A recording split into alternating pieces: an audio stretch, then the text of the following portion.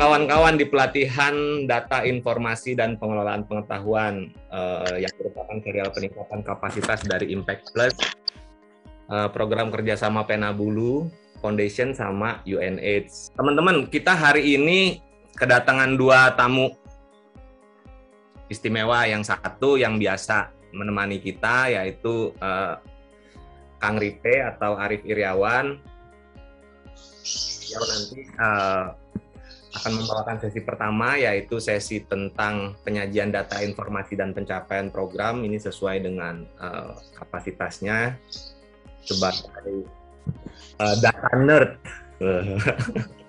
orang yang fokus banget sama data gitu. Jadi nanti Ripe akan bawakan bagaimana sih caranya menyajikan data dan informasi kaitannya dengan program-program yang dilakukan oleh rekan-rekan sekalian. Terus juga nanti di sesi kedua akan ada Mbak Ratri, Mbak Suksma Ratri, Mbak Ratri membawakan materi tentang komunikasi, diseminasi, dan informasi eksternal. Kita rencananya hari ini tuh satu pelatihan lagi, pelatihan terakhir di bulan September itu minggu depan. Nah, setelah minggu depan nanti di Oktober ada lagi satu atau dua pelatihan.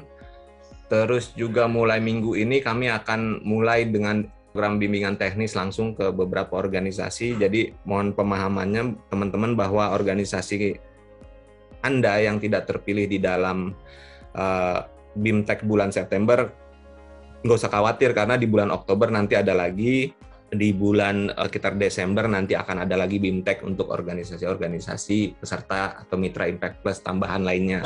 Jadi memang kita masukinnya gradually ya, artinya nggak semua langsung blok di BIMTEK karena ada keterbatasan juga dari sisi sumber daya di kami secara SDM gitu, coachnya di kami memang terbatas dan lagi pula kami pengen semua materi BIMTEK yang diberikan itu memang benar-benar fokus dan terstruktur. Jadi kami juga mau memastikan sebenarnya output dan outcome dari BIMTEK-nya bukan sekedar input, yaitu menyampaikan BIMTEK pokoknya kita programnya udah selesai.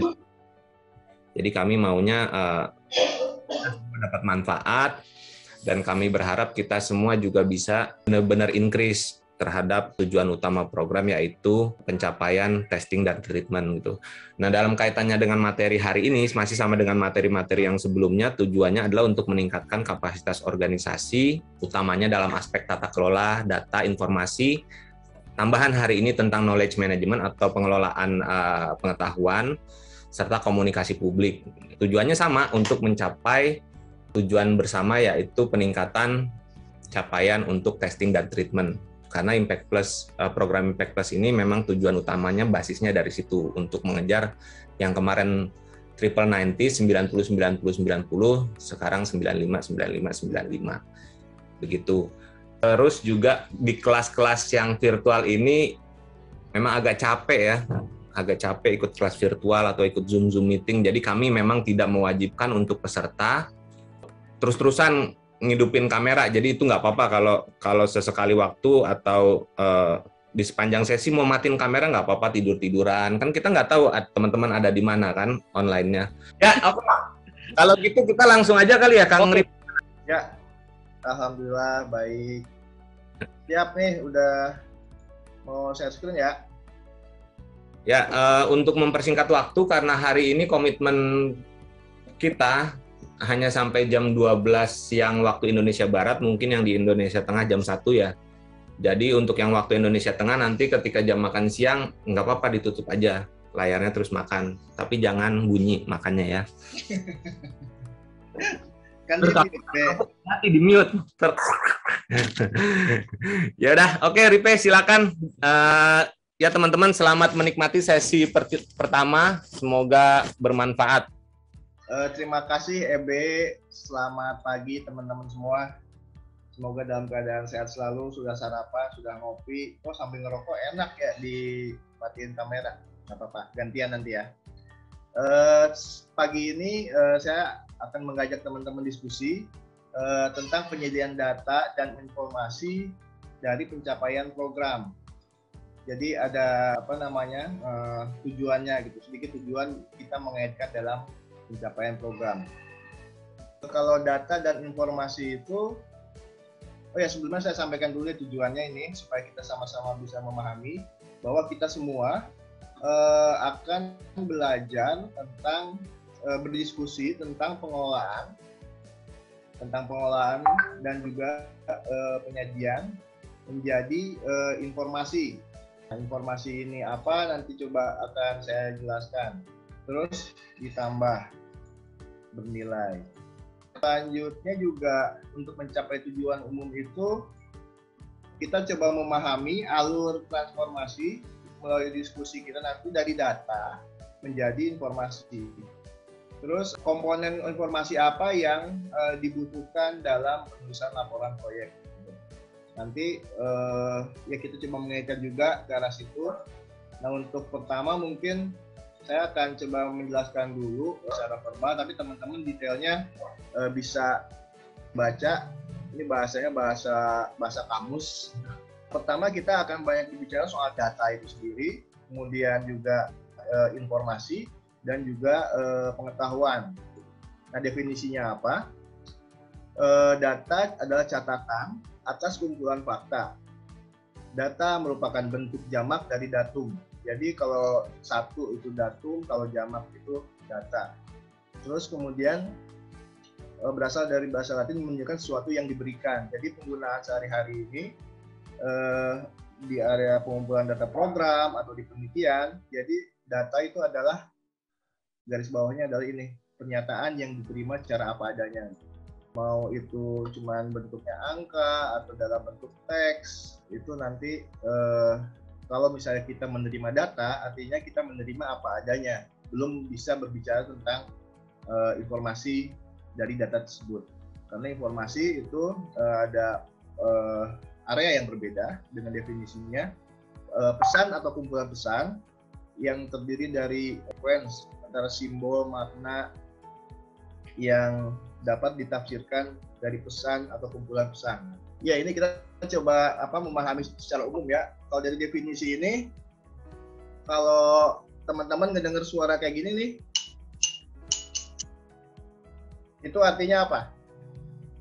Artinya ada suara Pak Ripe. Suara apa? Sendok mukulin gelas. Sendok mukulin gelas. Oh maaf. Tadinya saya itu mau simulasi suara tukang somai. Tek tek tek tek tek tek tek tek. Oh, telinga kita mendapatkan informasi bahwa ada ketukan suara seperti itu, bunyinya seperti itu artinya tukang siomay akan lewat. Jadi tek tek tek tek tek tek itu adalah suatu yang bisa dikategorikan dalam informasi secara dalam sehari-hari ya, seperti itu misalnya. Kemudian pengetahuan. Nah pengetahuan ini definisinya informasi atau maklumat yang diketahui dan atau disadari oleh seseorang. Jadi kita ngeh bahwa misalnya ada anak kita nih di depan saya misalnya. Terus ketika ada tank itu saya nengok dan membeli membeli siomay. Terus anak saya melihat, oh ternyata kalau ada tank itu bisa beli siomay. Itu adalah pengetahuan buat dia, buat seorang anak yang mengamati gitu. Nah ini hal lain dari perspektif bagaimana informasi itu digunakan. Pengetahuan maksud saya. Selanjutnya ke pengetahuan. Pengetahuan adalah informasi atau maklumat. Nah ini ada yang digarisbawahi dan prosedur yang secara probabilitas adalah benar atau berguna. Ini contohnya dulu salah satu cuplikan salah satu penelitian jaringan perempuan di Indonesia.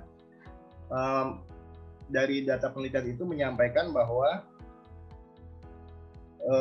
kekerasan yang diterima oleh responden adalah dari kalangan pengguna nafsa, dominan dari kalangan pengguna nafsa gitu. Seperti itu. Itu informasi gitu. Tapi ketika itu menjadi pengetahuan, itu pun harus dipahami bahwa ternyata interpretasi itu salah karena kenyataannya adalah sebagian besar responden dari organisasi perempuan itu berpasangan dengan pengguna nafsa. Mungkin karena sama-sama pengguna nafsa atau karena resiko tertentu lainnya sehingga mereka berpasangan. Nah, secara pengetahuan kalau kita menangkap bahwa pengguna nafsa berpeluang tinggi untuk melakukan kekerasan seksual di kalangan perempuan, itu menjadi salah.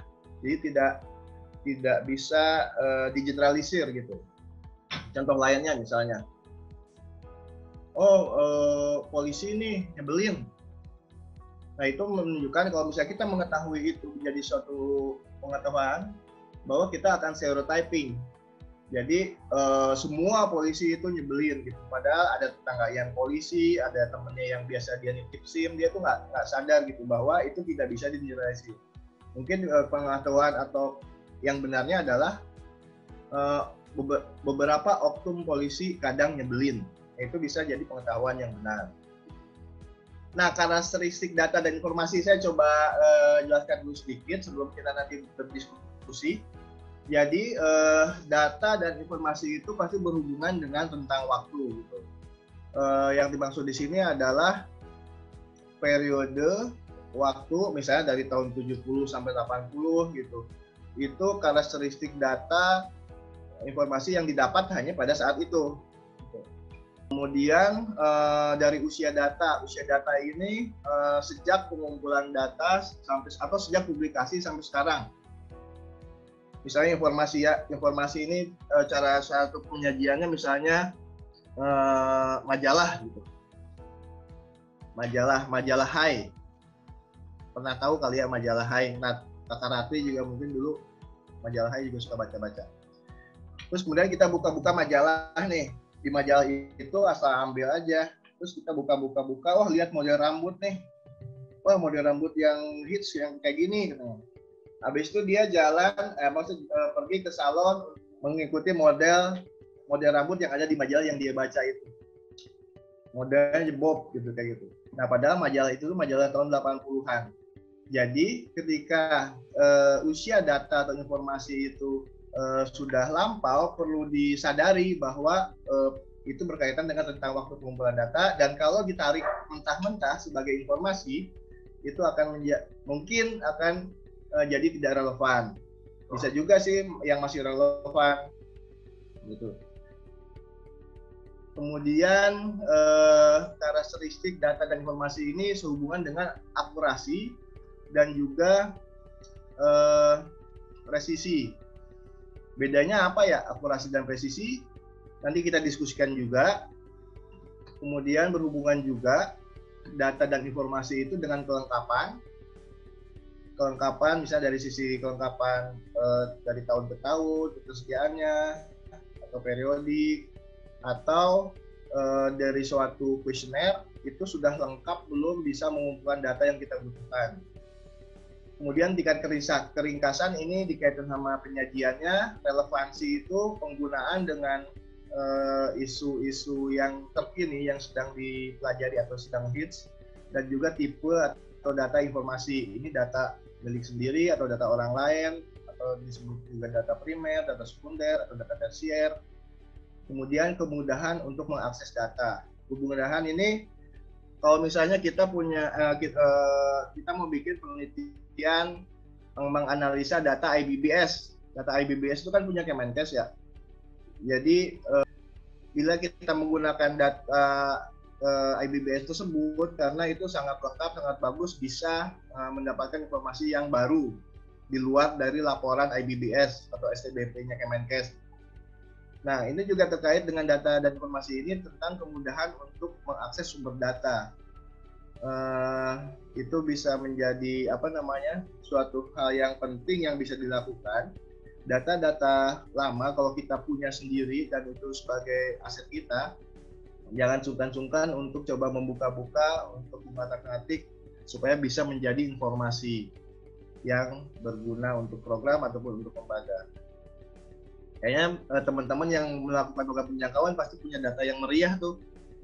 Ada yang penjangkauan penasun, WPS juga ada ya di sini ya, yang menjaga WPS. Ada yang pengguna sabu malah, menjaga pengguna sabu ada ya di sini ya. berhubungan sama apa yang coba saya sampaikan sebelumnya, ini saya coba ada bagan arahnya ini ke sini, arahnya ke kanan layar saya. Jadi dari awalnya data itu nanti melompat menjadi informasi. Nah, proses lompatan ini mengalami proses pengelolaan data. Jadi data yang ada itu diolah, misalnya jumlah peserta hari ini ada 23. Nah, ketika diolah di sini laki-laki berapa, perempuan berapa. Terus kemudian kita bisa mendapat informasi bahwa perbandingan peserta laki-laki dan perempuan misalnya 40 dan 60%. Dan itu menjadi pengetahuannya bahwa ya interpretasi dari data menjadi informasi ini. Kalau saya lihat lagi coret-coretan yang ini, jadi secara mudah sih data bisa dibedakan dari sisi kepemilikannya sebagai data primer atau data yang kita kumpulkan sendiri, atau data sekunder, data yang kita menggunakan data pihak lain dengan persetujuan tertentu tentunya. Kemudian kita juga harus mengingat bahwa data itu bisa dilihat dari berdasarkan areanya, area monitoring dan area informasi. Kalau teman-teman ingat, ini kan ada perbedaan ya. Tadi di awal EB menyebutkan input, proses, output. Nah, itu adalah bagian dari monitoring. Kemudian pelatihan ini akan ingin mendapatkan outcome dan impact. Nanti itu sebagai data evaluasi gitu yang dilakukan secara periodik. Kalau yang presentasi penyajian data yang kemarin di pertemuan evaluasi, itu kita sedang melihat data monitoring di area input, di area proses, dan di area output. Nah, dari tahap pengelolaan ini ada beberapa tahapan yang dilakukan: pembersihan data, pengkategorian, dan analisa gitu. Misalnya ketika mengolah data peserta tadi, oh ini Ricky Ahmad misalnya namanya itu. Terus kita cek gender, perempuan, tentang usia 24 sampai 30 seperti itu. Nah, namanya Ricky Ahmad kok perempuan ya, sementara kita kan akan ingin mengukur berapa persen peserta laki-laki dan berapa persen peserta perempuan. Nah, ketika Ricky Ahmad ini dikonfirmasi, benar nggak sih dia itu perempuan, namanya kayaknya laki-laki nih. Ini bukan bermaksud stereotyping ataupun apa istilahnya ya, karatri ya. Contoh aja ini mah. Nah, itu membenturkan itu adalah bagian dari pembersihan data. Dikonfirmasi itu dibersihan data, atau data yang tidak lengkap bahkan bisa aja kita drop. Gitu. Terus kemudian dalam tahap pengelolaan ini dilakukan juga pengkategorian dan juga analisa. Kemudian dari pengetahuannya kita juga bisa pertimbangkan bagaimana strategi diseminasinya dan juga bagaimana produk atau penyajian informasinya, baik dalam buku, lembar fakta, laporan program, hasil video pendek, podcast, ataupun streaming, poster, brosur, dan lain-lain. Sedangkan strategi diseminasi itu adalah salah satu pokok bahasan dari Kakak Ratri. Itu ya Kak Ratri ya? Iya, silahkan. Terima kasih Kakak. Terus kemudian ini penyajian data ya, cara penyajian data atau informasi. Ini mungkin banyak yang terdokumentasi di capaian-capaian program teman-teman sekalian. Itu terdiri dari jumlah, ada presentasi, ada proporsi, mungkin ada juga yang mengeluarkan mean, median, modus, atau juga hasil analisa lanjutan. Kemudian data juga, atau penyajian data juga atau informasi, karena kan kita menyajikan data yang tersaji di nampan kita itu adalah informasi gitu. Jadi informasi adalah yang siap santapnya. Melalui penyajian data tersebut, maka nantinya data akan terorganisir dan tersusun dalam pola hubungan sehingga akan mudah dipahami atau dinikmati. Kalau kita analoginya tadi pakai nampan itu. Oke. Nah ini tadi di slide sebelumnya saya ada menggarisbawahi, tadi udah kehapus tentang ini akurasi dan presisi. Nah dalam kesempatan slide berikutnya tadi saya mau tanya nih, minta pendapat dari teman-teman sekalian tentang mana yang lebih penting dalam atau utama dari suatu informasi, apakah akurasi atau presisi yang lebih penting. Ini adalah ada pilihan jawabannya. Akurasi lebih penting, presisi lebih penting, keduanya sama-sama penting. 15 detik saya persilahkan untuk menjawab. Nanya yang tadi Pak Ripe. Ya, silakan. Ini terkait di slide yang gambar otak tadi. Sorry, gue enggak, maksudnya gambarnya yang tadi gue lihatnya di situ. Oke, sebentar. Dibalikin ke yang tadi, nggak, sebentar, sorry. Satunya lagi. Maaf, Kang Ripe, itu pollingnya mana ya? Pollingnya masih ada tersaji kan, Kakak David? Masih harus yang di bawah, Pak, kayaknya. Ada, dia muncul sendiri kok pop up pollingnya di nomor 4. Nah, itu deh. Nah, ini terkait akurasi presisi ini, apakah juga dengan kata lain ini berbicara tentang validitas ya, validitas dari datanya ya? Atau gimana kan? Apa namanya? Betul. Kalau gue memahaminya untuk akurasi presisi ini lebih ke valid ya kan. Kalau misalnya datanya yang memang kita mau sajikan kan harus validitasnya harus bagus gitu. Apakah ini juga masuk akurasi presisi yang dimaksud atau enggak ya? Masuk Kakak Eka. Jadi mungkin kita pernah bahas dulu tentang karakteristik indikator ya. Salah satunya adalah validitas. Betul Kakak Eka. Ini kayak itu masuk situ. Oh iya. Ya, bisa menjelaskan Kakak Eka jawaban singkat saya? Siap. Ya, masuk. Oke, sudah ditutup. Wah, ini dia hasil pollingnya, bahwa lebih banyak menyampaikan, lebih dari setengahnya menyampaikan keduanya sama-sama penting, gitu. Terus kemudian ada juga banyak yang menjawabkan akurasi itu lebih penting dibanding presisi. Ya, tidak ada yang menjawab presisi.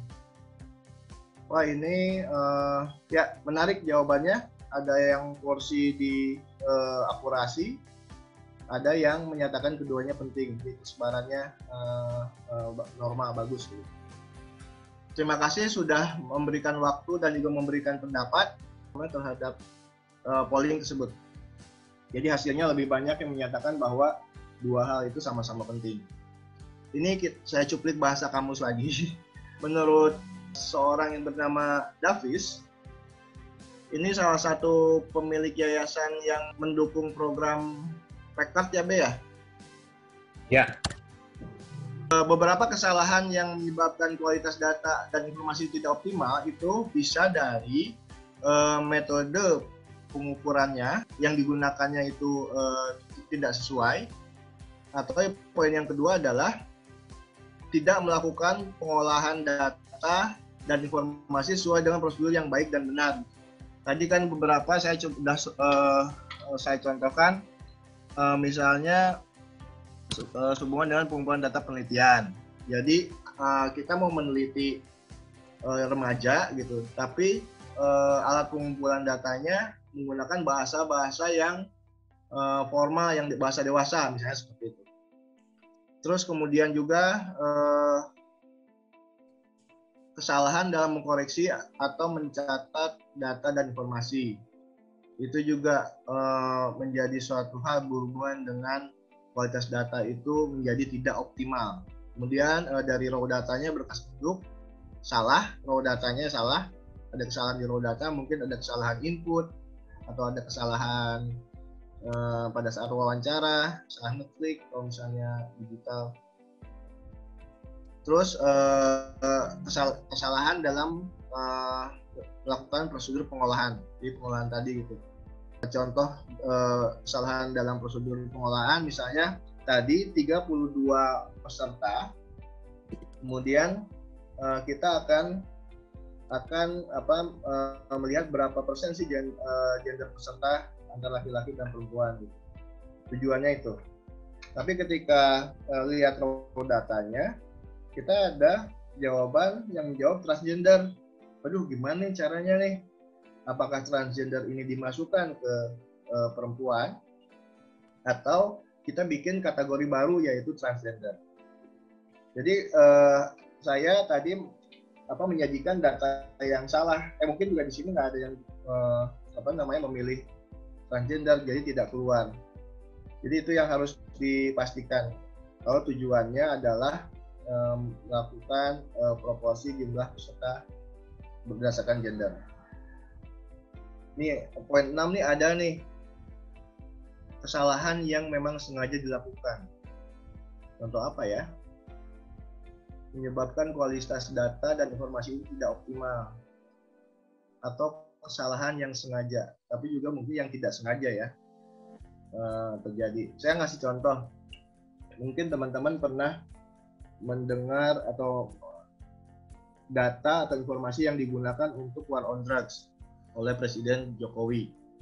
Jadi itu sehubungan dengan data hasil penelitian BNN dengan cara perhitungannya, cara pengumpulan datanya adalah nanya, temen lo udah ada yang pernah OD nggak dalam 3 tahun terakhir? Ada 2, oke 2. Terus si informan menanyakan lagi ke responden yang lain, si pewawancara, oh ada 3, oh ada 4 gitu. Nah dari jawaban-jawaban yang seperti itu terjadi bias informasi yang dihasilkan karena diinterpretasikannya adalah jumlah orang yang OD di Indonesia pada periode waktu itu adalah 3 ditambah 4 ditambah 5 misalnya gitu, di kalangan responden. Sehingga itu membuat jumlah kasus OD di Indonesia 15 orang per hari. Diserahkanlah ke Presiden. Kemudian Presiden mengumandangkan war on drugs. Nah, ini menurut saya menjadi bagian dari kualitas data dan informasinya tidak optimal karena ada kesalahan di lapangan. Sebagai contoh, saya wawancara si A, si B, si A menjawab 2, si B menjawab 3, dan si C menjawab 5. Kalau saya langsung jumlahkan, itu menjadi penjumlahan bisa dijumlahkan dan menjadi nilai yang besar. Tapi si kuesioner itu tidak mengakomodir antara jawaban si C dan si D, si C dan si B itu ada overlapnya. Yang dijawab itu 2 sama si B itu adalah bagian dari 3-nya si C. Harusnya itu nggak bisa dijumlahin. Misalnya seperti itu. Nah itu hubungan dengan keakuratan data dan informasi dan juga kepresisiannya. Ini saya coba ada yang mau bertanya? Ada yang bertanya silakan. Itu yang barusan yang kesalahan memang sengaja dilakukan, sorry gue agak keskip. Maksudnya itu kesalahan yang dilakukan dalam proses dokumentasi atau pengambilan data atau memang untuk menyajikan datanya, Pak Ripe? Biasanya dalam menyajikan. Jadi suatu data yang terkumpul dibuat informasi yang menguntungkan untuk suatu pihak tertentu gitu. Apa nih yang bisa mendukung penganggaran program penanggulangan APSA yang lebih besar? Oh, data itu aja tuh yang cuplik tuh bagus tuh. Seperti itu Kakak Eka. Oh, kepentingannya di situ. Gua pikir sengaja maksudnya memang udah tahu salah tapi tetap disimpan gitu. Kalau yang lu jelasin barusan kan sebetulnya lebih ke mencuplik data untuk kepentingan, ya kalau katakan bahasanya advokasi, untuk kepentingan advokasi kita ya. Jadi itulah yang dicuplik, yang lain enggak gitu. Soalnya gue memahami kesalahan yang dilakukan tuh memang udah tahu salah, ya udah lah biarin gitu. Biarin, kan kadang kita juga gitu sama kayak di beberapa program HIV itu misalnya. Ya, udah tahu dia nggak yakin gitu, tapi itu aja yang dikasih. Nah, kalau itu kan sebenarnya udah memang benar-benar blunder tuh kalau kayak gitu. Terkait itunya kan, kalau yang Ripe jelasin barusan kan, gua nangkepnya mencuplik informasi itu berarti maksudnya ke situ di poin 6 ini ya. Oke. Ya. Tapi menarik mungkin kalau misalnya yang di yang Kakak Eka contohkan itu kesalahan yang diabaikan gitu. Jadi udah tahu salah, ya udah gitu aja. Nah, di laporan dia tidak menjelaskan ada keterbatasan pengumpulan data, ada keterbatasan input data misalnya, sehingga datanya itu menjadi salah gitu dan diabaikan. Tapi kalau misalnya kita jujur, kayaknya responden-respondennya ini jawabnya nggak jujur nih, soalnya lagi pada on metadonnya gitu. Kita dijelaskan dalam proses pengumpulan data itu di laporan ada keterbatasan pengumpulan data, bahwa karena penelitian ini di kalangan klien PTRM, maka ada sedikit kekurangan dari pengumpulan data di mana mereka diwawancara dalam pengaruh zat, sehingga jawabannya mungkin tidak konsisten. Seperti itu. Mungkin gitu. Oke. Siap. Ya. Garis bawahnya itu diabaikan. Ya. Nah, kesalahan yang diabaikan. Siap. Mohon. Ya. Sami-sami. Ini di sebelahnya, kalau kita main dart yang dilempar-lempar ini, coba kakak visualkan ininya. Videonya belum ya? Oke, maaf.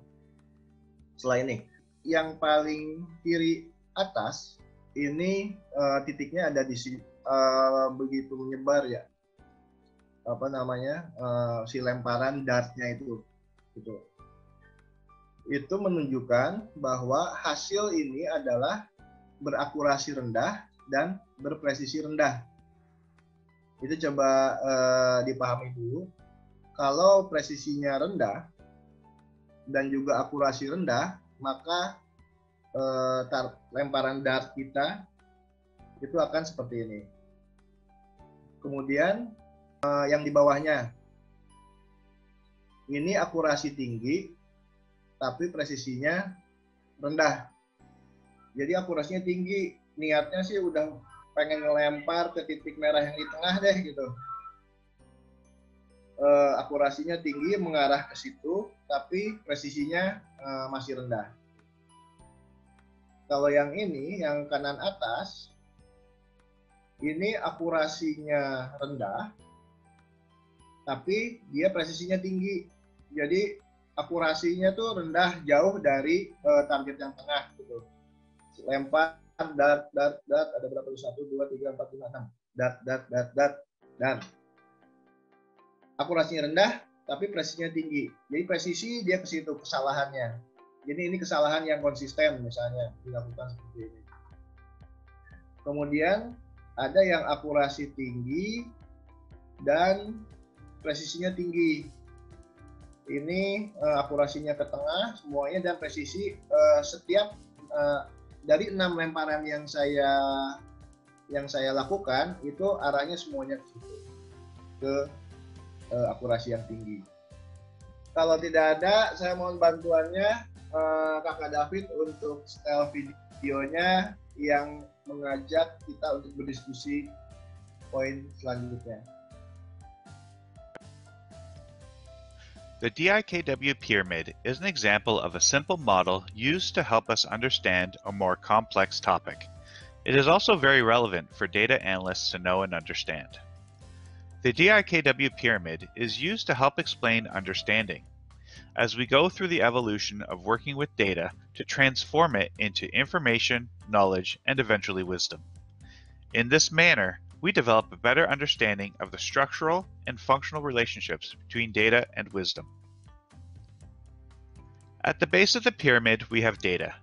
Data is very abundant, but it is also relatively meaningless. Data consists simply of raw values or measurements. Information is the next step up in the pyramid. Information consists of data with the addition of context. Context is supplemental data that provides meaning to the original dataset. This can be information such as who, what, when, and where. Notice that data and information are often objective in nature. The third step in the pyramid belongs to knowledge. Knowledge is information with the addition of experience. Experience can be gathered secondhand through studying books, such as in college. Experience is also accumulated firsthand from life and work experiences. With knowledge, we are now incorporating subjective expertise, as different people will have different experiences to shape their understanding of information. At the narrow top of the pyramid, we have wisdom. Wisdom is knowledge plus the addition of action. Wisdom determines what we do, or do not do for that matter. Wisdom is also subjective, as it depends on our interpretation of prior knowledge. When we step back and reevaluate the entire pyramid, we notice another trend that separates the tiers. Data, information, and knowledge are all established in the past, whereas wisdom is used to establish forward action. Wisdom is future-looking, while the others are backwards-looking into the past. As you move up the pyramid, you'll also notice each tier has more value than the tier before it. The inverse of that is as you move down the pyramid, the tier below has decreasing meaning. As an example, information is more valuable than data, as data has less meaning than information. Context distinguishes information from data. This concludes the DIKW pyramid model. Using this simple pyramid model, it should be easy to see how a lot of information can be conveyed using a simple graphic model. Kita mengundang teman-teman dari bagian Indonesia Tengah, karena nanti makan siangnya makan duluan. Saya ingin memberikan tantangan tentang interpretasi dari video tersebut. Jadi ada yang berbeda ternyata dengan, atau ada yang kurang dari yang sudah saya sampaikan melalui slide-slide sebelumnya. Saya persilakan siapa yang hadir dari Indonesia Tengah? Dari Indonesia, dari waktu Indonesia Tengah ya. Dari waktu Indonesia Tengah, saya tarik dari bawah, ada Kang Maman, Bang Rahman Rahim dari YPKDS. Kang Maman, selamat menjelang siang. Siang. Ada Farid Satria dari LPKNM. Oh, ada Kakak Farid. Kak Farid? Ya. Gimana kabarnya Kak Farid? Setengah waras. Nggak waras. Rid, mengikuti film yang barusan nggak, Rid? Tadi juga sama Maman lewat sedikit. Ya tadi kita membicarakan soal ini apa namanya? Kalau piramid yang tadi itu tentang data. Farid menggunakan HP atau laptop? HP sih. Oh, HP. Kelihatan nggak? Nggak. Yang paling bawah itu data, yang kedua informasi, yang ke atas lagi itu pengetahuan. Nah, dari bawah ke atas ini merucut ke atas. Oke. Kemudian ada tambahan di luar yang tadi yang saya jelaskan. Farid bisa berpendapat nggak bagaimana interpretasi dari piramid ini? Tentang dari data menjadi informasi, menjadi pengetahuan, dan juga perlu ada kebijaksanaan. Sebenarnya kalau pemahaman saya sih, konsepnya seperti kayak hierarki ya. Hierarki hubungan dari data, kemudian informasi menjadi informasi, data, kemudian informasi menjadi kemudian pengetahuan. Kemudian paling atas wisdom ya.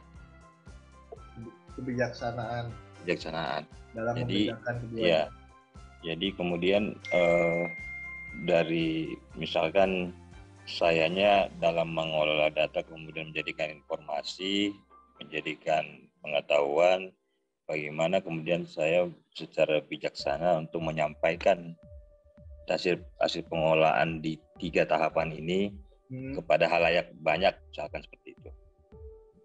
Ya. Itu sih interpretasi saya, CP. Ya. Terima kasih Kakak Farid yang Saya sudah tua banget panggil menyampaikan. kakak ini Om Ripe. Ada yang lainnya dari Indonesia bagian tengah, Kakak Ebe? Sejauh ini Dari Bali nggak ada Bali? Sejauh ini belum kelihatannya. Atau mungkin saya salah. Oh, ada nih Doni Akeba Oh, beli Doni. dan Maria. Monitor kah? B. Yuk. Atau, menurut lo dulu gimana nih B nih? Tadi diskusi yang barusan sehubungan sama ini nih. Dari sisi pakar pembuat laporan. Jadi hubungan antara data sampai menuju pengetahuan itu, data ada di area piramid dasarnya, kemudian mengerucut menjadi informasi, dan juga mengerucut lagi menjadi pengetahuan. Terus tadi yang kita bahas diskusi di sebelumnya kan baru sampai sini gitu. Dan ternyata menurut video tadi itu ada tambahan ini, kebijaksanaan. Ya. Menurut KKB gimana nih sebagai pakar penulis laporan nih? Kalau konteksnya penulisan laporan gampang tuh jawabnya. Kalau konteks agak klinik juga gampang, tergantung mau pakai perspektif apa. Data itu kan suatu bisa teks, bisa simbol, bisa macam-macam ya. Ya. Itu data. Tapi ketika dia dirangkai, dianalisa, terus kalau bisa juga disampaikan ulang, itu jadi informasi. Jadi dikemas, disampaikan ulang ke target audience atau calon penerimanya siapa nih. Tadi konteksnya sama yang dibilang Kang Ewok. Ada juga tuh data-data yang salah, terus disampaikan aja. Memang kadang-kadang orang suka begitu, manusia ya, bukan orang.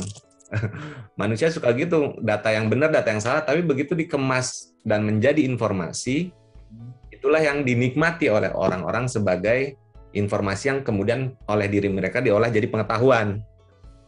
Makanya ada istilah yang kalaupun informasi itu salah tapi diulang terus-menerus, ya itu pengetahuan orang. Yang benar seolah-olah yang salah itu. Jadi gitu. Dan ketika orang memahami yang mereka pahami sebagai knowledge atau pengetahuan itu di dalam dirinya, mereka jadi punya kebijaksanaan. Ini gue bakal gimana dengan pengetahuan yang ini nih, gue ngejalanin atau justru ngejauhin pengetahuan ini gitu. Itu sih sebenarnya secara konteks ya. Jadi ketika kita mulai merasakan dan mulai mau mengamalkan atau pengalaman ya, itu ada experience, pengalamannya ini bagian dari wisdomnya dia sebenarnya, kebijakan dia atau kebijaksanaannya dia, apakah mau jalan dengan pengetahuan yang itu atau enggak, atau mau pilih data yang itu sebagai pengetahuan yang harus dia jalanin, atau pilih informasi itu sebagai satu hal yang harus dia waspadai misalnya. Kayak gitu sih. Siap. Wih, EB Elliot. Makasih Kakak EB sudah sharing pengalamannya. T.S. Eliot itu TS-nya Tuan Suhendro loh. Iya. Oh iya. Drog. Iya, monggo. Lanjut, Ripe. Oke, untuk melengkapi apa yang dijelaskan EB dan juga tadi diskusi contoh Kakak Ewok, yang ingin saya coba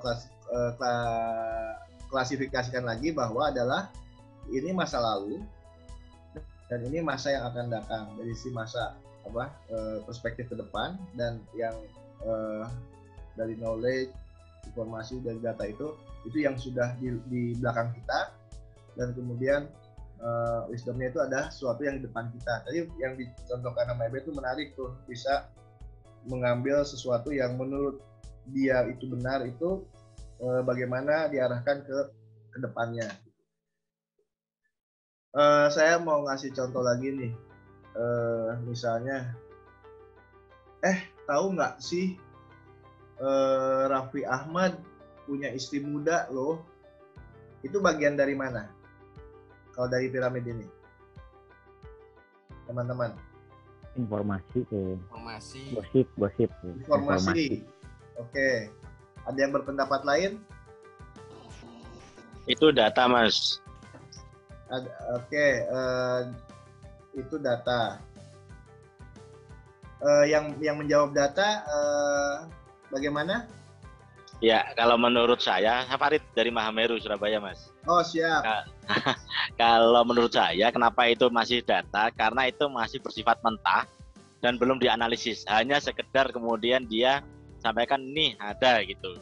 Cuman dia belum dianalisis benar nggak, tempatnya di mana, keberadaannya di mana. Itu menurut saya begitu. Jadi itu masih sifatnya masih data. Terima kasih. Terima kasih. Ya, saya ulangi kembali ya. Tahu nggak sih Raffi Ahmad punya istri muda loh? Tadi yang menjawab informasi siapa? Informasi. Farid.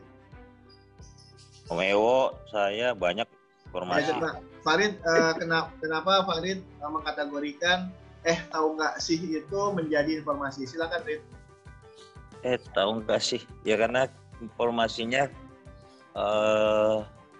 kita mendengarnya dari seseorang yang menyampaikan, itu pun dengan masih bernada tanda tanya gitu. Seperti kata kayak Om Farid Afifi tadi begitu, belum dianalisis dan belum diolah secara bijak apakah benar apa enggak gitu. Oke. Jadi masih tahapan informasi. Oke. Terima kasih atas pendapatnya. Ada yang mau nambahin? Ya. Kalau Siapa? tadi Siapa informasi yang saya dapat, Raffi Ahmad punya istri muda. Kalau datanya tuh baru nanti mengacu pada mudanya tuh umur berapa gitu. Oke. Ya masuk dalam informasi aja itu. Masih informasi, masih belum jelas, kita cek kebenaran datanya. Itu aja. Makasih. Terima kasih. Ya, terima kasih atas jawaban dari kedua perspektif ini. Ada yang menjawab sebagian besar informasi, ada yang menjawab sebagian kecil data. Kalau yang dari Mahameru itu siapa tadi, Mas Farid? Ya, Mas. Sebagai apa di Mahameru? Saya kebetulan sebagai penanggung jawabnya, Mas. Oh, penanggung jawab program. Ya. Oke. Terima kasih. Sama-sama. Saya tidak bisa menyalahkan kedua pendapat ini karena teman-teman menggunakan satu lensa fix dan satu lensa tele yang bisa melihat lebih dekat gitu. Tadi ada yang berpendapat bahwa tahu nggak sih Raffi Ahmad punya istri muda loh? Itu bisa menjadikan suatu data untuk kemudian diolah lebih lanjut. Diolah lebih lanjutnya yaitu istri mudanya umur berapa, apakah itu 24 tahun, yang disebut muda itu 18 tahun, atau di bawah istri pertamanya, atau perkawinannya yang berikutnya. Itu perspektif yang cukup detail, punya intuisi untuk melihat lebih lanjut lagi, bahwa statement tadi adalah masuk dalam data yang bisa diolah untuk menjadi informasi yang lebih benar atau lebih bisa diterima. Misalnya Raffi Ahmad memiliki istri muda yang berumur 18 tahun. Itu informasi yang diharapkan ketika memposisikan pernyataan saya tadi menjadi data. Itu juga perspektif yang bagus dan lebih ada intuisi untuk memverifikasi. Kemudian yang kedua, ada yang menjawab bahwa itu menjadi informasi. Jadi teman-teman ini eh, karena banyak sekitarnya yang ngomong, istrinya, kakaknya, ponakannya, adiknya yang perempuan mungkin ngomong bahwa menyampaikan itu di rumah itu, kebetulan dalam satu rumah misalnya, dan itu menjadi informasi buat teman-teman yang menjawab di pilihan ini. Para pemilih ini itu cukup mengolah apakah memutuskan itu menjadi pengetahuan atau tidak. Jadi ngapain sih kita mikirin Raffi Ahmad, mau istri muda kek, mau ada 3 kek, peduli amat gitu. Jadi cukup sebagai itu, tanpa menduga bahwa sumber informasinya itu dari acara gosip atau dari bisnis-bisnis tetangga, dia nggak peduli. Dan saya apresiasi juga untuk teman-teman yang hanya memotret itu menjadi sebuah informasi, tapi tidak menjadi knowledge, bahkan sampai ke wisdom.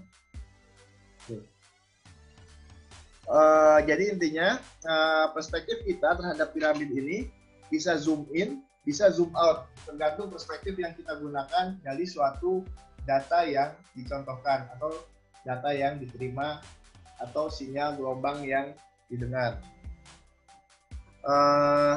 Itu penjelasan dari diskusi kita tadi. Terima kasih yang sudah berpendapat dan juga memilih pollingnya. Saya coba lanjut ke slide berikutnya.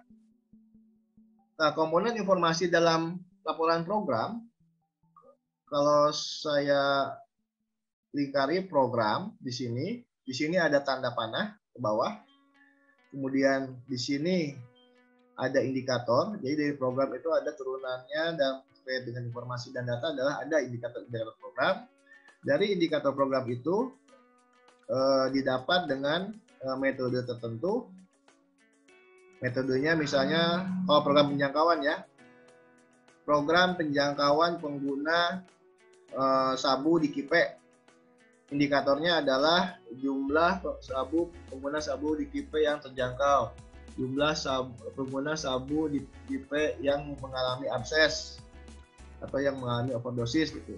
Metodenya adalah melakukan penjangkauan lapangan, mencatat temuan lapangan. Kemudian turunan ke bawah lagi adalah alat yang digunakan. Alat yang digunakan adalah formulir pencatatan petugas lapangan. Dari alat yang dikumpulkan ini, alat yang digunakan ini menghasilkan data yang ada di data manager atau Monef. Kembali lagi dari atas, di program itu ada indikator. Indikator itu dikumpulkan oleh suatu metode tertentu. Metode itu menggunakan alat pengumpulannya, dan alat pengumpulan itu bisa menjadi data karena jumlahnya banyak. Kalau satu, datum. Terus tadi kata Ebe, kalau anta sama antum itu segitu ya emang ya? Beneran tuh Be? Atau bercandaan? Beneran, itu kata serapan dari bahasa Arab. Oh ya? Oh. Ya, anta, antum, antum. Betul gitu ya itu. Kakak? Oh. Betul. Bisa kasih contoh yang lain nggak Kakak Ewo? Contoh apa tuh? Yang ada A jadi Ya kayak itu, ngucapin terima kasih kalau sendiri misalnya jazakallah. Kalau ke laki-laki, kalau ke perempuan jazakillah. Kalau kebanyakan jazakumullah gitu. Oh ya. Ini ya. Menarik. Kalau ini data-datum dari bahasa Yunani. Ini saya menggarisbawahi, alhamdulillah cukup presisi dan akurat menyampai ke sini. Udah, tangan saya gemeteran tadi. Kemudian dari data ini kembali menjadi ke kontribusi terhadap program untuk memberikan informasi, dan juga nanti program yang dijalankan ini akan menjadi knowledge, menjadi pengetahuan. Kemudian penggunaan pengetahuan ini untuk jangka waktu yang ke depan itu tadi apa namanya? Wisdom ya? Wisdom. Ya, wisdom untuk ke depannya. Sampai di sini ada yang mau ditanyakan? Ada pertanyaan itu dari Eva Herawati Damanik. PKBI Sumbar, artinya informasi bisa dikembangkan menjadi data juga nggak? Oke. Terima kasih atas pertanyaannya. Kalau informasi tidak bisa menjadikan apa namanya? Dijadikan apa, Bek? Tuh, jadi kalau tadi kan grafiknya naik ke atas ya, nanjak dari data dan informasi, itu bisa berlaku ke bawah nggak? Informasi balik lagi jadi data. Oke. Pertanyaan yang menarik. Jadi informasi itu hanya segini, data itu lebih luas ya. Gitu. Kalau informasi yang dimiliki sekarang ini, itu kan adalah pengalaman saat ini ya sebenarnya. Proses itu mungkin tidak menjadi data yang membuat informasi itu muncul, tetapi dia akan mendapatkan data baru. Tadi contoh yang disampaikan adalah dengan adanya informasi statement yang tadi, Raffi Ahmad memiliki istri muda, bisa turun menjadi data, tapi datanya adalah data yang baru, bukan data yang variabel yang sudah dikumpulkan dengan sistem yang ada. Jadi tidak semua informasi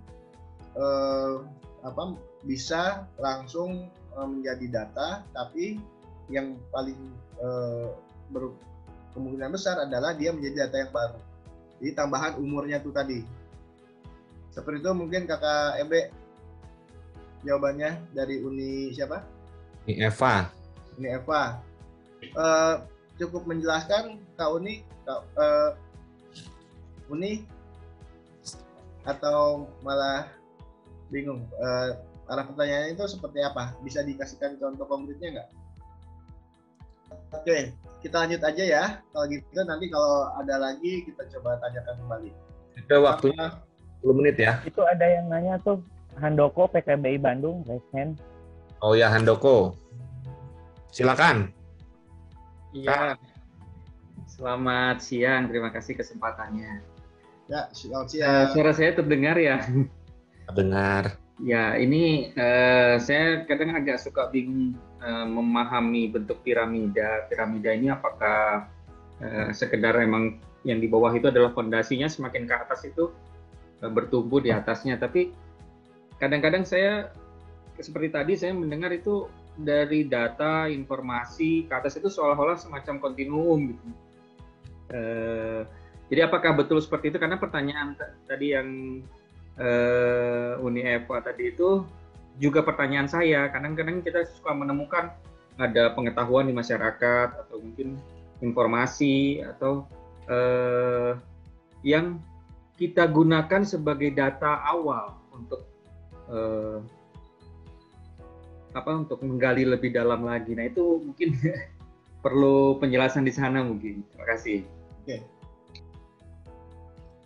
Jadi contoh yang ada itu tentang apa ya? Di Bandung itu programnya penjangkauan atau apa ya? Di PKBI itu? Iya, penjangkauan. Penjangkauan. Ada penjangkauannya. Oke, kalau dari programnya penjangkauan, yang dimaksud dengan informasi yang ada itu apa? Contoh, misalnya contoh Kang Handoko. Informasinya ya? Ya. Nah itu ada Mbak Nunuk juga sama dari PKBI Kota Bandung. Ngebantuin. Iya.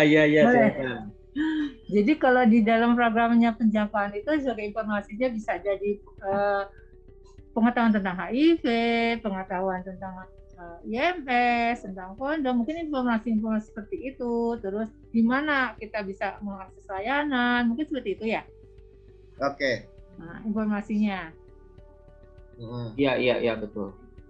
Ya. Oke, terima kasih atas penjelasan pertanyaannya. Jadi informasi yang dicontohkan sama Uni Eva itu adalah informasi dalam lingkup teman-teman dampingan ya, teman-teman dampingan gitu. Tapi ini bisa dikaitkan juga ke sini sih. Tapi kalau piramida ini menunjukkan bahwa informasi di sini adalah informasi program yang lebih luas. Misalnya kalau tadi Uni menyampaikan pengetahuan tentang HIV, tentang akses IMS, itu tuh ada sebenarnya di form pengumpulan data, alat pengumpulan data yang dia kontribusi menjadi data gitu. Tapi itu dilihat dari perspektif dalam lingkup kelompok dampingan itu menjadi informasi. Ya ini kita hanya beda perspektif aja, kayak zoom in dan zoom outnya itu. Kalau yang Uni contohkan, informasi yang didapat ini itu tidak bisa ditarik ke bawah karena data yang memberikan informasi tersebut itu hanya data yang diterima oleh dirinya sendiri, oleh seseorang kelompok penerima manfaat program itu sendiri. Jadi saya sebagai kelompok penerima manfaat program mendapatkan data untuk diri saya bahwa untuk memeriksa tes HIV sekaligus dapat obatnya adalah di puskesmas kecamatan, misalnya seperti itu. Itu informasi yang saya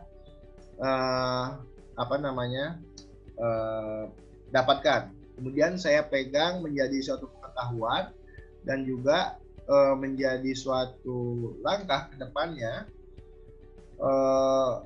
Suatu hari saya akan melakukan tes VCT karena saya sudah memahami bahwa VCT itu penting dan saya sudah tahu tempatnya di mana.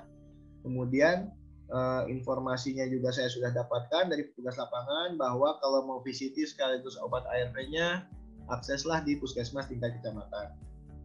Dan kalau dari scoop itu kita zoom in di lapangan, informasi ini tidak bisa ditarik menjadi data, gitu. Karena informasi tersebut adalah dari data yang masuk ke saya bahwa tes VCT plus obat ARV-nya bisa didapatkan di puskesmas kecamatan. Nah, yang kita tadi coba diskusikan dan contohkan di video itu adalah informasi dalam lingkup program secara umum gitu, secara lebih zoom out. Ini adalah data yang dikumpulkan di lapangan. Kalau informasi di sini menunjukkan bahwa overdosis di Indonesia perharinya ada 15 orang. Itu informasinya. Informasi dari suatu program atau suatu proyek penelitian. Kemudian 15 orang per hari itu menjadi suatu yang wow gitu untuk pemerintah, dan itu ditangkap dia menjadi suatu knowledge atau pengetahuan. Kemudian dari pengetahuan itu dia ada wisdom, di Indonesia perlu menjalankan program pemberantasan nafsa karena dari informasi yang saya dapat bahwa di Indonesia overdosisnya 15 orang per hari. Ayo kita laksanakan war on drugs, misalnya seperti itu di wisdomnya dia. Nah, kalau situasi zoom out seperti ini, informasi tentang 15 orang per hari kasus overdosisnya kita bisa lihat kembali di raw datanya, di raw data pengumpulan BNN Puslitkes UI tersebut yang melaksanakan.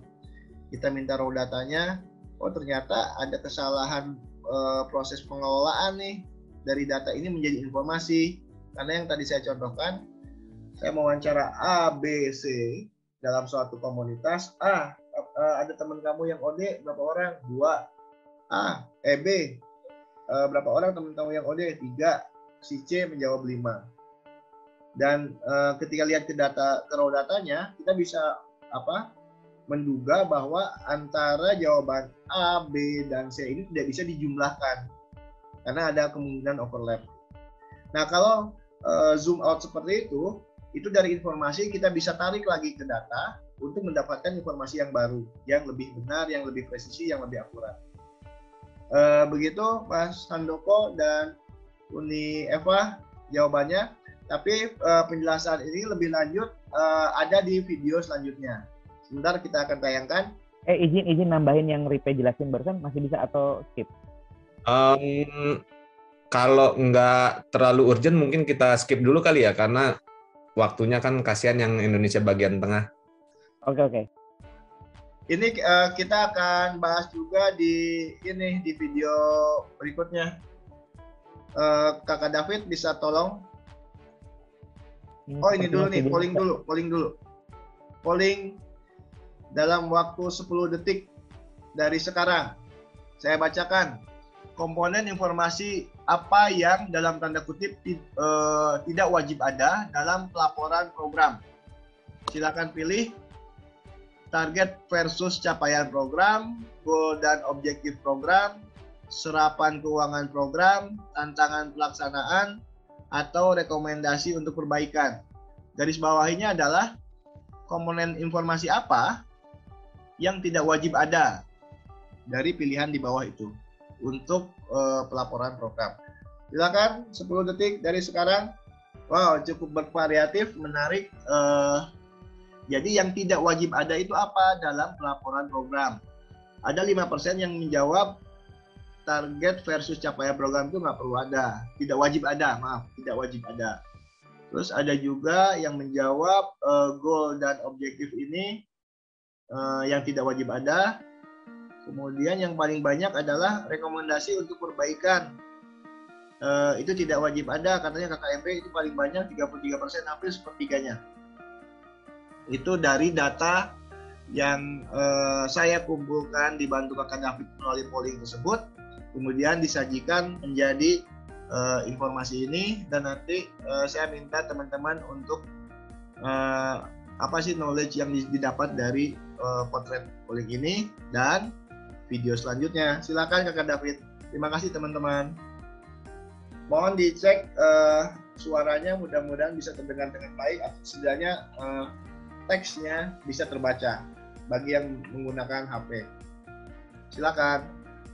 Pyramid.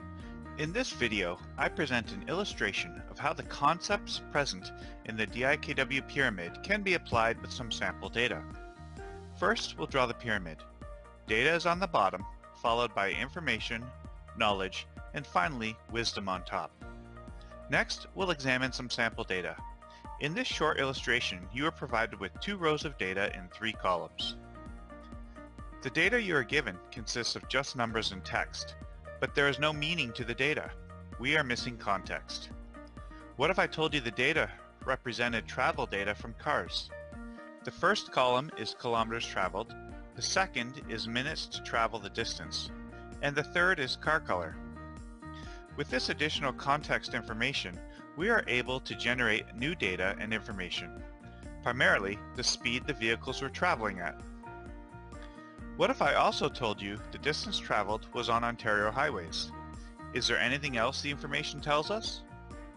By incorporating our personal experiences as drivers in Ontario, we know that the red car driver was exceeding the speed limit.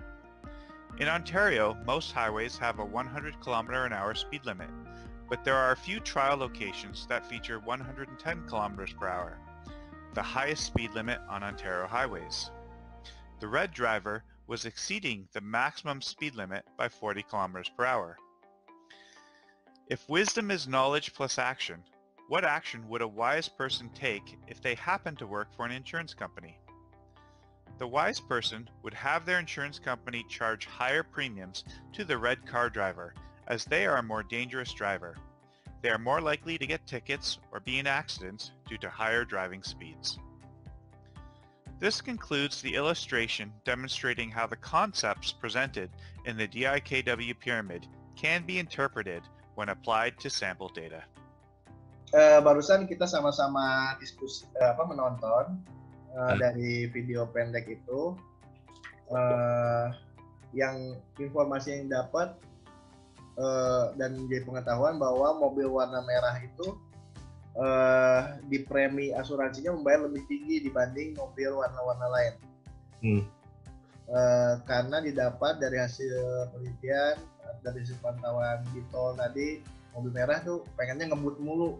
Jadi pihak asuransi menaikkan, kalau mobilnya merah asuransinya berbeda menurut video tadi, Be. Ya. Nah, menurut lo bila dikaitkan sama program di HIV gitu, dari data yang dikumpulkan itu menjadi suatu kebijakan, itu di level informasi, di level asuransi ya, perusahaan asuransi. Kalau di level program ada nggak sih yang seperti itu gitu? Jadi dari data yang dikumpulkan, kemudian dikelola menjadi informasi dan jadi pengetahuan, kemudian diwisdomkan melalui kebijakan strategi baru atau rencana aksi baru suatu organisasi, itu dibuat kebijakan karena hal tersebut yang dibawa dari bawah. Terapannya ya? Ya, terapannya di program. Kalau terapan di program, nggak tahu teman-teman, ini agak simbolik sih sebenarnya. Kalau di program HIV itu kira-kira 10-15 tahun ke belakang dibangun narasi bahwa hambatan hukum itu menyebabkan ada berpotensinya untuk menghambat juga program penanggulangan gitu. Jika ada hambatan hukum, legal barrier itu menghambat proses penanggulangan atau menghambat proses penurunan angka kejadian HIV atau angka penularan HIV. Lalu dalam 10-15 tahun ke belakang itu banyak tuh lembaga-lembaga yang tadinya lembaga program implementasi bertransformasi menjadi lembaga advokasi pelan-pelan, atau bahkan muncul yang langsung jadi lembaga advokasi tanpa ada implementasi lapangan yang sifatnya servis. Itu juga terjadi di kira-kira 2005-2006, sekarang 2011, 2021, sorry, matematika gue jelek ya. Iya 15 tahunan berarti benar. Ya 15 tahunan terakhir itu terjadi. Dari hasil pengumpulan data yang diperoleh organisasi-organisasi ini, kan semuanya berprogram tuh pada pelaksanaan 15 tahun ke belakang tuh berprogram organisasi-organisasi ini. Ada yang programnya memang didukung donor, ada yang enggak.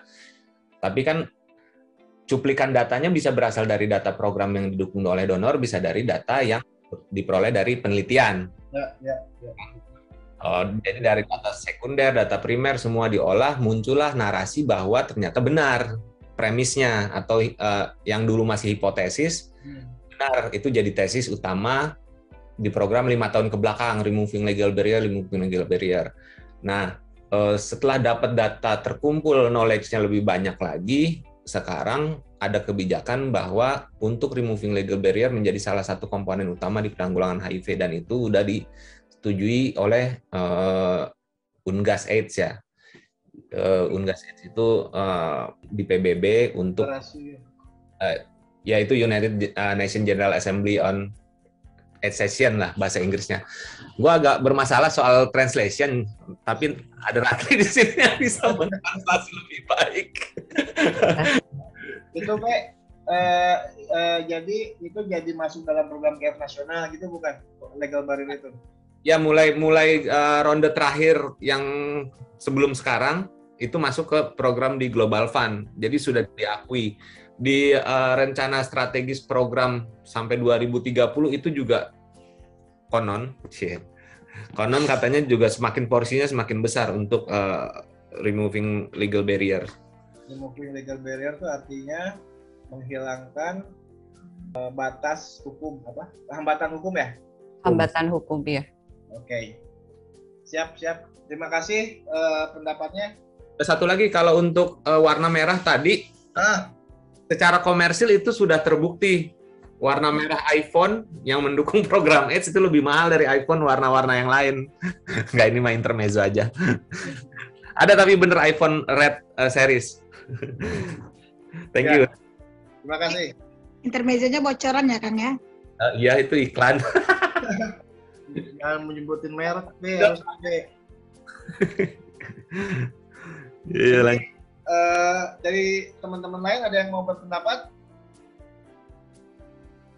Saya persilakan. Saya lah izin yang tadi nyambung yang terkait informasi data tadi, kan ini masih terkait ini juga. Jadi kalau yang saya pahami gitu, maksudnya tadi kan ada apakah informasi itu bisa dikembangkan menjadi data juga.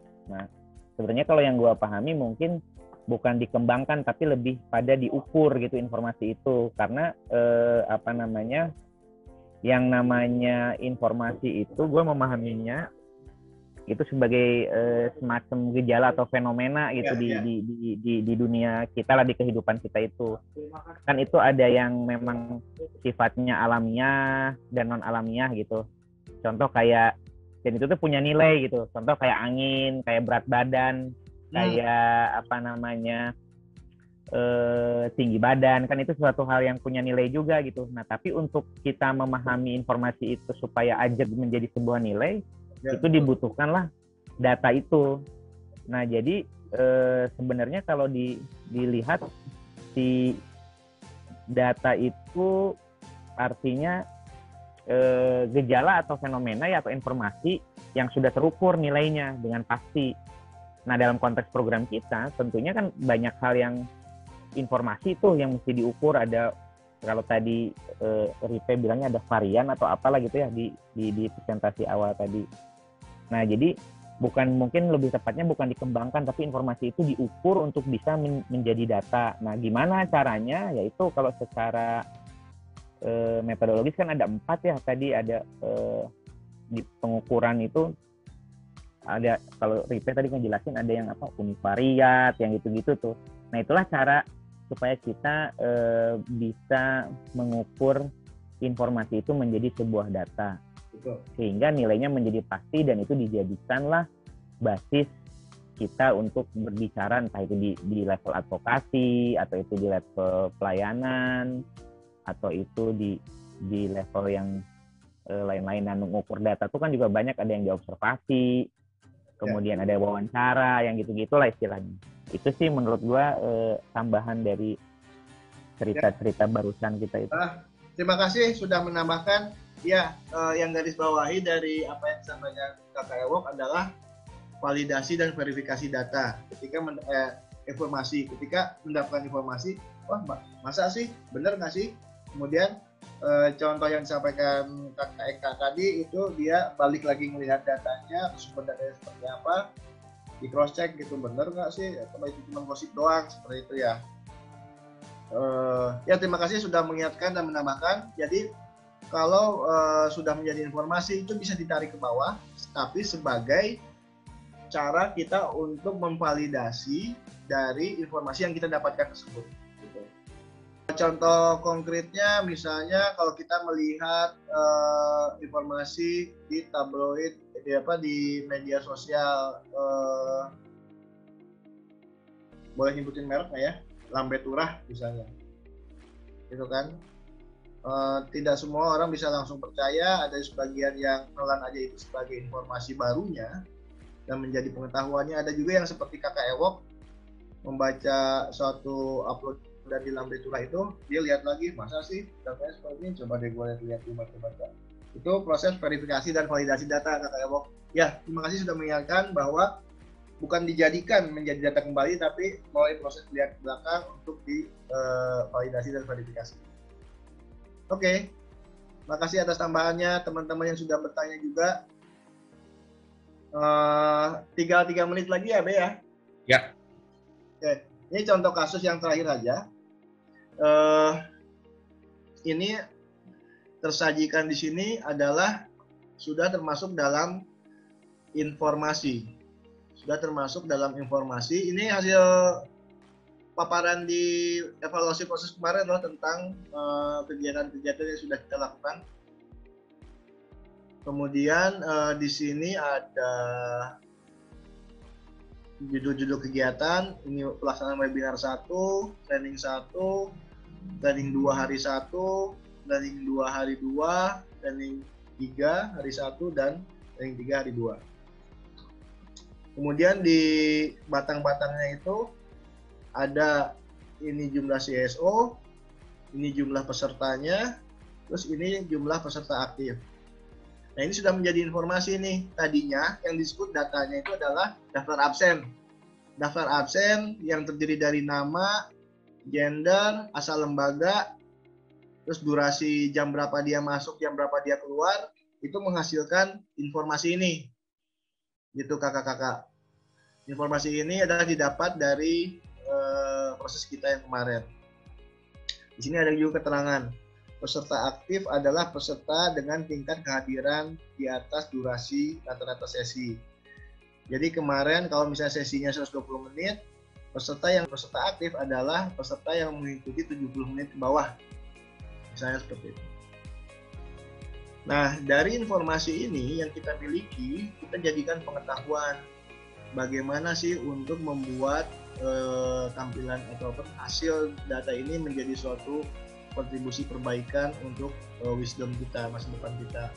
Yaitu dengan cara menganalisa, kita melihat hambatan, penyesuaian-penyesuaian, misalnya bila ada dawai atau perangkat khusus yang harus wajib dibawa peserta pada saat mengikuti satu sesi, itu diberitahu sebelumnya. Atau dari sisi durasi itu terlalu panjang sehingga menyebabkan data ini. Karena itu program Impact Plus coba mengakomodir dari masukan-masukan itu dan dari evaluasi. Itu wisdomnya adalah supaya program Impact Plus ini bisa memberikan manfaat yang lebih banyak untuk teman-teman peserta. Itu contoh kasusnya. KKEB, waktu saya pas masih ada 18 detik lagi. Subur, sudah habis subur. Sudah habis. Ya, memang sudah habis. Terima kasih teman-teman atas pertanyaan dan juga masukannya, dan juga KKEB yang memberikan pandangan-pandangannya. Saya serahkan kembali ke Suhendro Sugiharto. Atur, thank you. Terima kasih Kang Ripe.